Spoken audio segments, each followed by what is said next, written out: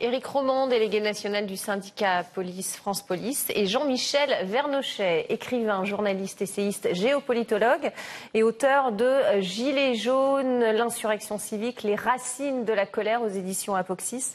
Bonsoir messieurs, merci d'être avec nous sur RT France. Je commence par vous, Jean-Michel Vernochet. Ça fait 4 mois presque maintenant que les Gilets jaunes sont dans la rue. Vous avez écrit un ouvrage sur ce mouvement populaire. Quel bilan vous pouvez dresser aujourd'hui? Ils sont toujours dans la rue. Bon, il y a la guerre des chiffres, mais ils sont néanmoins présents. Alors, il y a deux écoles. Il y a ceux qui disent que le mouvement va mourir, s'éteindre, et ceux qui, au contraire, disent qu'il va s'amplifier, éclater, et même qu'il voit son expansion au-delà de nos frontières. Il faut voir maintenant, le rendez-vous, c'est dans une semaine, le 18 mars, et beaucoup attendent, prévoient, espèrent un espèce de, non pas de sursaut de la part des Gilets jaunes, mais un tournant le 16 mars. Le samedi 16, effectivement. Effectivement, donc ils veulent une mobilisation nationale qu'ils espèrent de grande ampleur. En attendant, tous les samedis, maintenant, ils manifestent. On constate néanmoins aujourd'hui que les choses se sont bien passées. C'était le cas également la semaine dernière. Éric Roman, ça se tasse un petit peu. Les forces de l'ordre, on l'a vu, ne font plus tellement usage d'LBD, en tout cas aujourd'hui. Les choses s'améliorent ? Oui, effectivement, il y a une participation qui s'est amoindrie encore aujourd'hui, puisqu'il y a eu, selon le syndicat France Police, policiers en colère, 40 000 manifestants de moins en France, il n'était plus que 160 000. Donc effectivement, lorsque les cortèges sont moins nombreux, il est plus difficile pour les antifas de s'y cacher, et donc ils ne viennent pas de peur d'être effectivement là arrêtés. C'est la raison principale selon vous. D'ailleurs, comment faites-vous pour comptabiliser les gilets jaunes ? Déjà, nous avons effectivement... Moi, j'étais par exemple à la manifestation aujourd'hui. J'ai suivi tout le cortège. J'étais donc sur les Champs-Élysées au départ. Puis après, j'ai donc rejoint le cortège. Je l'ai retrouvé lorsqu'ils sont passés devant le Louvre. Donc j'ai comptabilisé la durée de passage du cortège. J'étais ensuite à la dispersion. Donc ça permet de voir effectivement combien de temps met le cortège à passer. À partir de là, on fait la comptabilité. Ensuite, nous avons aussi des collègues qui sont en province. Et donc selon certains endroits que nous connaissons et que nous suivons donc depuis le début des manifestations, nous arrivons effectivement à estimer le chiffre. Parce que votre chiffre est bien supérieur même à celui des Gilets jaunes. Hein. Oui, mais enfin là encore, c'est une organisation de Gilets jaunes que l'on connaît très peu et dont il est difficile de voir exactement d'où elle vient. Mais lorsque vous regardez les chiffres du gouvernement qui sont donc à moins de 30 000 aujourd'hui, cela voudrait dire qu'il y a 300 Gilets jaunes, voire même moins, par département français. Est-ce qu'aujourd'hui, cela paraît vraiment crédible d'avoir 300 gilets jaunes par département? Est-ce qu'à partir de là, on n'utiliserait mais personne? On ne mobiliserait aucun effectif de police pour 300 personnes par département. Et c'est loin d'être le cas. Jean-Michel Vernochet, cette guerre des chiffres dure depuis le départ. Finalement, là, le ministère de l'Intérieur dit que c'est la plus faible mobilisation depuis le début de ce mouvement. La guerre de la communication dans ce mouvement des Gilets jaunes, elle a bien lieu? Elle a bien lieu. C'est véritablement une guerre. Effectivement, les chiffres vont décrescendo, vont décroissant à chaque fois. Dans le courant de la journée, d'ailleurs, vous constaterez comme moi qu'on donne des chiffres absolument dérisoires. Et puis, on essaye de rétablir un peu l'équilibre. Quand il y a plus de manifestants à Bordeaux qu'il n'y en a dans la France entière, cela fait un peu tâche. Mais ce que je note, c'est l'extraordinaire aplomb avec lequel le ministère de l'Intérieur donne ces chiffres, semaine après semaine, à croire que plus c'est gros, plus c'est énorme, et plus ça passe. Alors l'exécutif qui joue aussi beaucoup sur le mouvement qu'il décrit comme violent. On a vu toutes les réactions de Christophe Castaner ces dernières semaines. Réduire ce mouvement à cela aujourd'hui, vous pensez que c'est judicieux en fait? Écoutez, apparemment ça ne marche plus. Et puis on a bien vu que ce qu'on appelle les black blocs, maintenant on parle de moins en moins de l'ultra-droite, que personne n'a jamais vu, en vérité. On dit l'ultra-droite, puis on renvoyait l'ultra-droite dos à dos avec une ultra-gauche, mais qui elle était parfaitement visible. On a bien vu qu'au fond, ces gens, ces black blocs, c'était des supplétifs. Non pas des forces de police, mais des forces de provocation.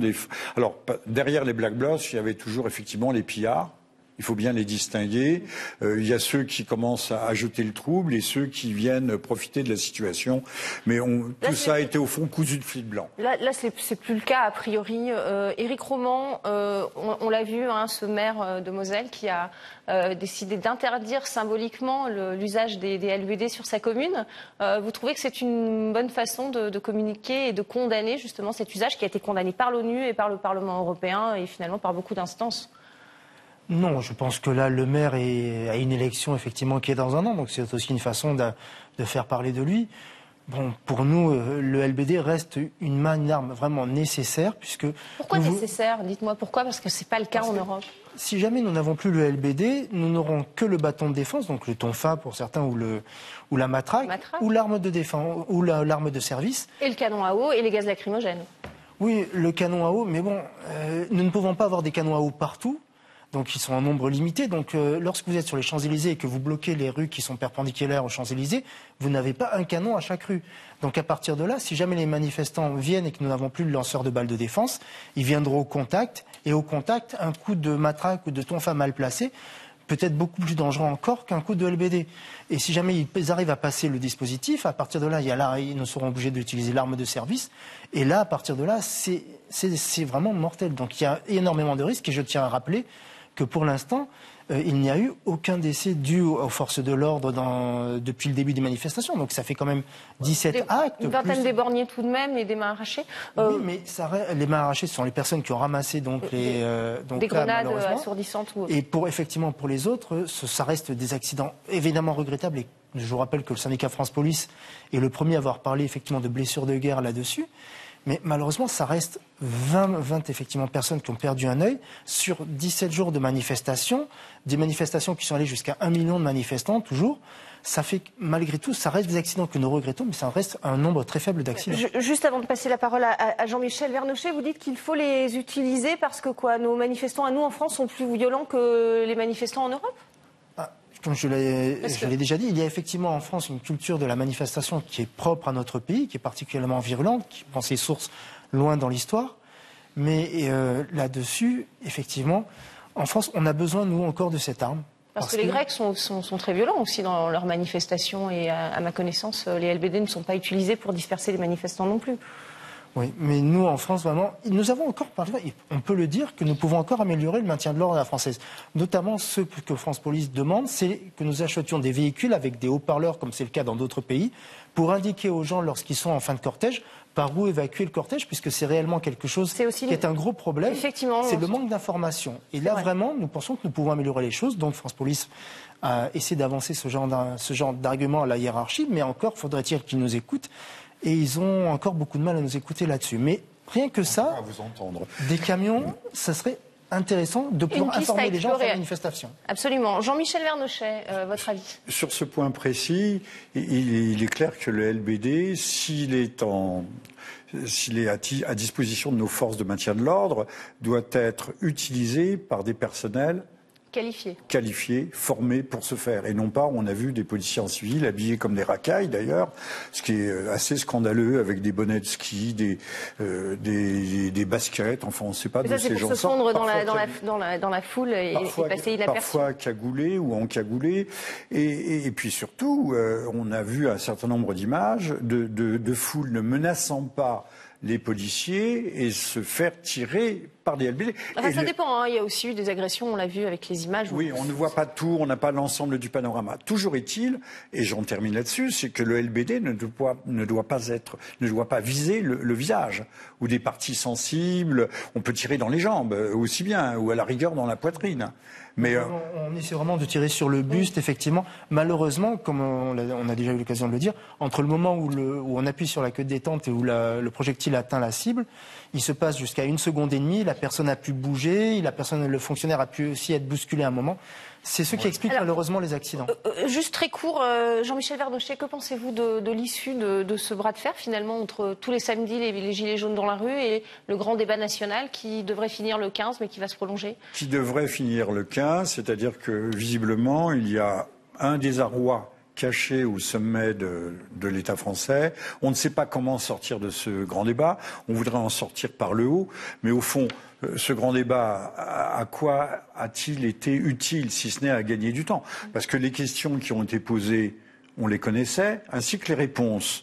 Alors il y a un début de réponse de La République En Marche, réindexer les retraites sur l'inflation proposée. une loi d'initiative citoyenne à l'initiative d'1 million de personnes. C'est pas tout à fait le rythme, mais écoutez, ça existait déjà. Ça s'appelait le référendum d'initiative partagée. On l'a vu au moment de la manif pour tous. Une pétition de 700 000 signatures avait été déposée au Conseil économique, social et environnemental. Elle est partie droit à la poubelle. Ça s'appelle, en termes administratifs, classement vertical. Non, là, on est en train de chercher une sortie de crise, et cette sortie de crise n'est pas très visible. Elle n'est même pas, pour l'instant, trouvée. Et si ça se trouve, ce sera les élections européennes qui serviront de réponse finalement à cette finale. crise. Très court, Éric Roman, les forces de l'ordre aussi espèrent cette sortie de crise, j'imagine. On l'espère, c'est clair, puisque nous, malheureusement, on s'attend encore à des semaines et des semaines où les Gilets jaunes vont continuer. Enfin, tout va dépendre de la semaine prochaine, si la mobilisation est présente ou pas. Mais après, effectivement, il y aura les élections européennes, le mondial de foot dont nous avons demandé le report ou la délocalisation dans un autre pays. Puis ensuite, déjà, il faut bien voir que les fonctionnaires de police sont mobilisés sur le G7 déjà pour le mois d'août, donc les congés sont supprimés.